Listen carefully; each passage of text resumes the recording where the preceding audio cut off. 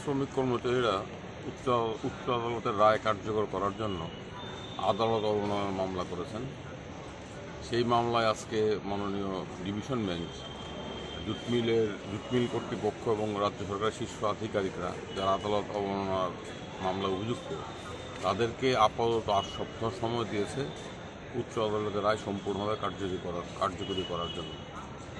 ইতিমধ্যে জুটমিল এবং রাজ্য সরকারের তরফে জানানো হয়েছে যে এখন অবধি 191 জন শ্রমিককে হাইকোর্টের রায় অনুযায়ী আর্থিক বরাদ্দ করা হয়েছে। এতে জুটমিলের 30 কোটি টাকা খরচ হয়েছে। আর জুটমিলের হিসাব অনুযায়ী আরও 227 জন হাইকোর্টের রায় অনুযায়ী আর্থিক সুফল পাবেন। সেটা খরচ তার জন্য জুটমিলের আরও 35 কোটি টাকা প্রয়োজন। সেই 35 কোটি টাকা জোগাড় করার জন্য জুটমিল কর্তৃপক্ষ রাজ্য সরকারের সাহায্যে ব্যাংক থেকে 200 কোটি টাকা লোনের জন্য দরখাস্ত করেছে এবং জুটমিলের বিভিন্ন জমি এগুলো বিক্রি করার জন্য জরুরি ভিত্তিতে পদক্ষেপ নেওয়া হয়েছে। তার ফলে তারা রাজ্যরা আজকে আদালতকে বলেছে আমরা সমস্ত প্রচেষ্টা গ্রহণ করছি যাতে করে দ্রুত আদালতের রায় কার্যকরী করা যায়। তার জন্য জুটমিল এবং রাজ্য সরকার আজকে 8 মাস সময় চেয়েছিল, কিন্তু উচ্চ আদালত 8 মাস সময় না দিয়ে আপাতত 8 সপ্তাহ সময় দিয়েছে।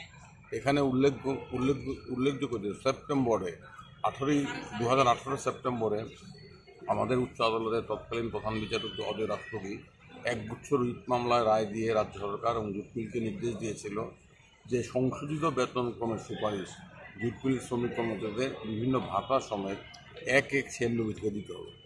এই রায়ের বিরুদ্ধে রাজ্য সরকার এবং জুটমিল উচ্চ আদালতের ডিভিশন বেঞ্চে আপিল করে এই আপিল 2022 সনে আপিল খারিজ হয়ে যায়।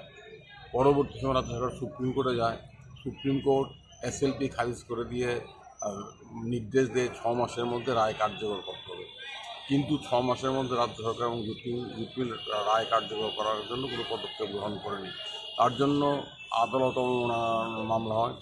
সেই আদালত অবমাননার মামলায় গত 19 জুলাই আমাদের প্রধান বিচারপতি অপরেশ কুমার সিং এবং বিচারপতি অরিন্দম লোধের ডিভিশন বেঞ্চ একটা গুরুত্বপূর্ণ পর্যবেক্ষণ দিয়ে বলেছিল যে আগামী 3 সপ্তাহের মধ্যে জুটমিলকে সুপ্রিম কোর্টের কাছে দরখাস্ত করে রায় কার্যকর করার জন্য সময়সীমা বাড়াতে হবে, অথবা পরবর্তী তারিখে রাজ্য সরকার আধিকারিক এবং জুটমিলের আধিকারিকদের বিরুদ্ধে আদালত অবমাননার জন্য চার্জ গঠন করা হবে।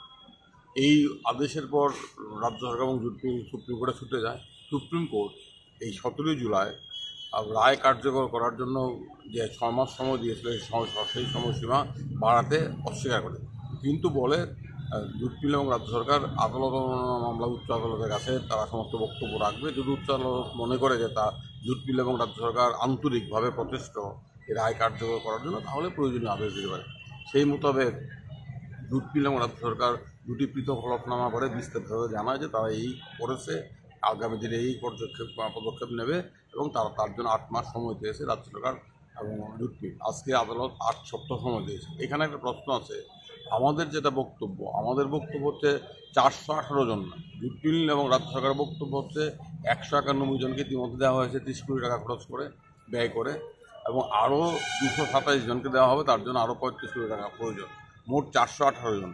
কিন্তু রায়ের নির্দেশ অনুযায়ী মোট প্রায় 1,000 শ্রমিক কর্মচারী পাবেন, যারা 196 চাকরিতে ছিলেন কিংবা তার পরবর্তী সময় চাকরি করেছেন, তারা সবাই পাবে। এখানে এই সংখ্যাটা 418 নয়, প্রায় 1,000 হবে। আমরা এই বিষয়টা আদালতের দৃষ্টিতে আগামী দিনে আনবো।